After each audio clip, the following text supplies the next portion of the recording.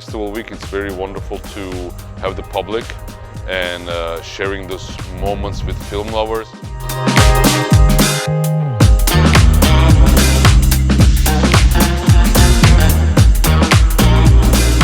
Хора, които разбират от кино, знаят каква селекция да правят, качествени неща са тук, няма пира, няма някакъв излишен пълнеж. Нека да е малко, ама да е качествено.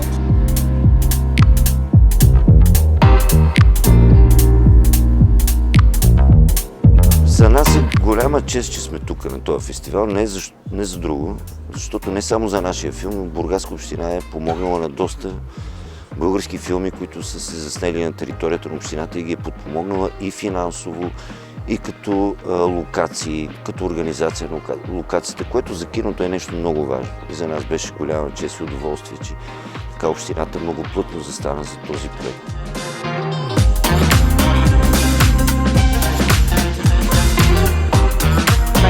That it's a collective of friends, and I think that they're making it like in a big festival in a small way, like what their taste among them building up through the years, and I can feel it.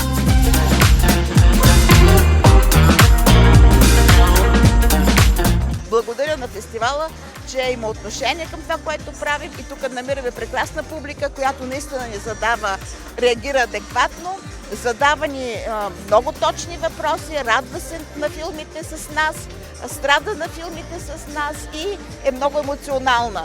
И аз мисля, че този фестивал вече е изградил своята публика, защото фестивалната публика вече има рефлексии, вече, както е модерно се казва, гледа с разбиране. А това е голям успех.